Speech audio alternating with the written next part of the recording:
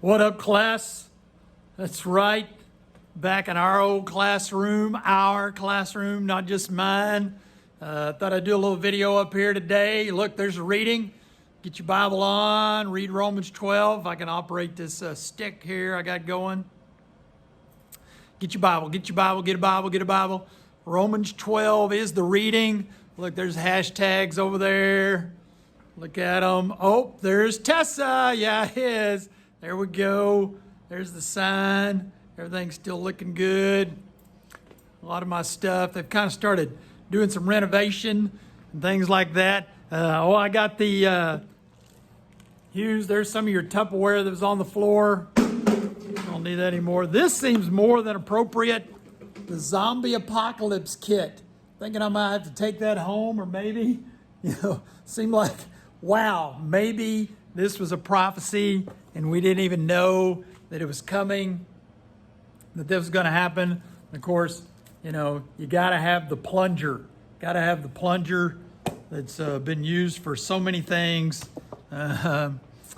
We don't even want to go there. But Romans 12 is where we're at today. Romans 12. So Romans 12 is where we're at. I actually was going to 1 Peter chapter 1. That's what I had on my calendar way back in this walk through the Bible study. But I've studied some different things for church, for Easter.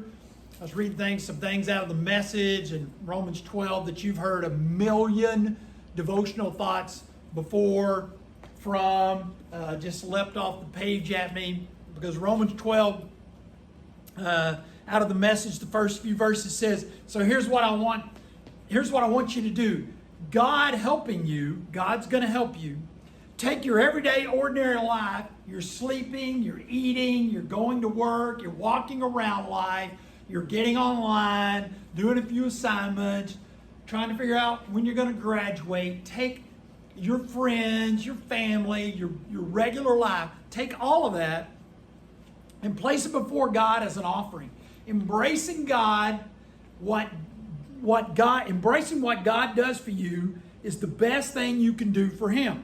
So, you hear what it's saying? Embracing what God is giving you, what He's blessed you with, is the best thing you can do for Him. Don't become so well adjusted to your culture that you fit into it without even thinking about it. Society, culture, all things around you that you don't even think about it. Instead, fix your attention on God so you can be changed from the inside out. Actually, one of Karen and I's dear friends was a minister of the college church in Searcy when we were in college. He's been at Pepperdine, Abilene. He's been a lot of places. He wrote a book. He was actually preaching a sermon series while we were in college, and his name's Mike Cope. And he wrote a book called Righteousness Inside Out about the book of Romans. And it actually changed our faith as individuals and as a couple, to-be married couple. Changed my faith ever since. And Mike knows that. I've talked to him about it many times. Righteousness inside out, exactly from this. You will be changed from the inside out if you'll embrace what God has given you and blessed you with. Just do what you can do with what He's given you for the benefit of others, for praising Him and not just yourself. And that's the big deal out of Romans 12. The thing that I was studying on for church, I actually preach Easter Sunday. I think I mentioned that to a lot of you. I was very blessed to do that for our church online. And I talked about the difference between identity and what defines you. Identity could just be a name, a password, a Mr. and Mrs., a doctor, a teacher, Christian. But that's just a word. What defines you? What defines us in our faith is actually what we do with what God has given us. And that's what chapter 12 is talking about in Romans. Chapter 11 basically talks about He owed us nothing, but gave us everything. He owed us nothing. God, the creator of the universe, owed us nothing, but has given us everything as individuals and as a species of human beings. He's given us everything. Chapter 12 is, what is your response to that? Now, the creator of the universe owed us absolutely zero and gave us everything. So what is your response to that is chapter 12. So chapter 12 is going to say some things you've already heard. Don't conform, don't be transformed. It's a famous verse that you probably memorized before. And that's awesome. But here's just some different perspective. Verse 2 says, don't blend in. I know you said don't conform, don't transform, and that's what NIV and those things say. But don't blend in. Don't blend into the world so that they can't. That means to me that it's just an identity and it doesn't define you. Being a Christ follower, a believer in the resurrection, does not define you. It's just an identity.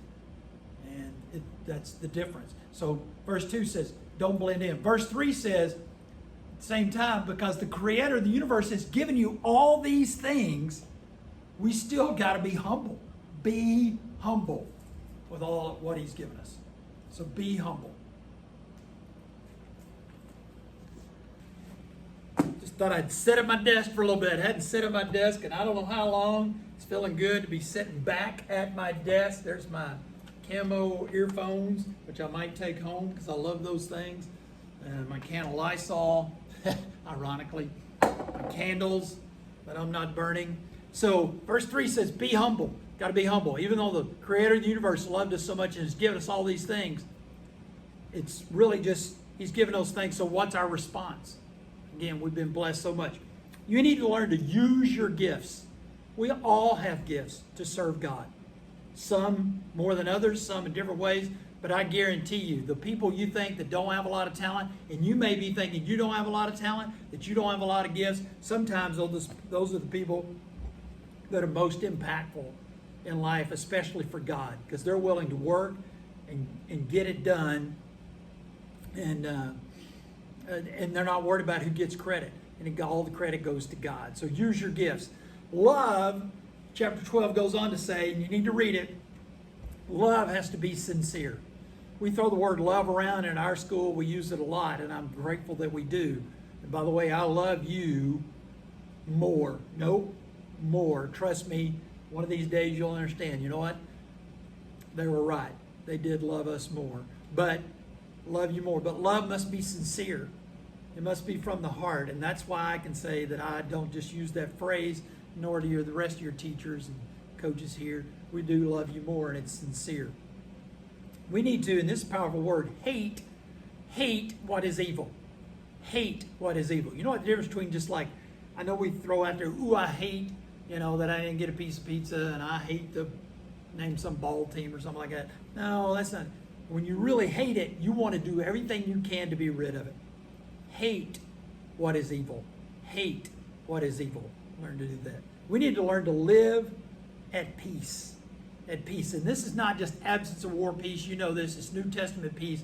And to live at peace means that I'm willing to do whatever it takes to make sure that people are taken care of, that we resolve our differences.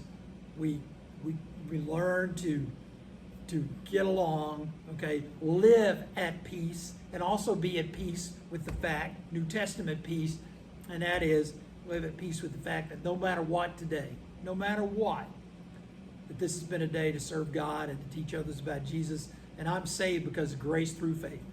I'm saved because of Jesus Christ. So that's the peace we need to live at.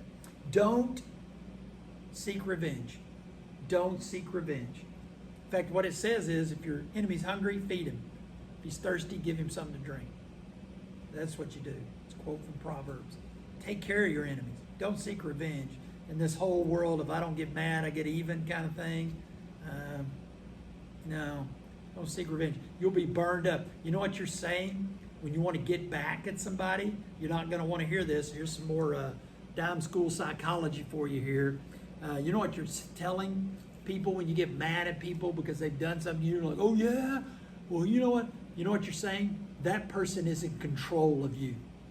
The person that you want to get back at so bad, that you dislike, maybe you thought you hated them, that person that's done you wrong, because you're so consumed with getting your revenge. Basically, you're saying that person controls you. They control your emotions. Sure they do. Yeah, they do. If people can make you mad, they say, oh, they make me so mad. They control you. And that's exactly what Paul tells us here in Romans 12. Don't seek revenge. You'll be consumed with something that gets you nowhere. So what if you get back at that person? Have you shown them Jesus Christ? No. Have you loved your enemy, like he said? No. And what have you done? Made yourself feel better. You're like, yeah, I made myself feel better. Did you really? You wasted all that time and energy and those gifts that God has given you? Is this your response to the Creator of the universe blessing you like He did? I would say then you're conforming. You're blending in to the world. And the last thing He says is overcome evil with good. You want to overcome evil? You want to overcome people doing your own? Do it with good. Do it with goodness. Love them. Take care of them. That's how you overcome it. Overcome evil with good. That's Romans 12. Man, I'm looking around here and looking at the room. I wish we were sitting right here doing this instead of just me sitting there by myself. There's still airplanes in the ceiling and the disco ball is still there. I'm missing the place as much as ever, and I wish you were here right now with me. I pray for you every day. And I know I tell you that, those of you all that jump on Zoom. And I know we will make it through this, and God's going to show us the way. Romans 12. Don't blend in. Be thankful to God. Love people. Overcome evil with good.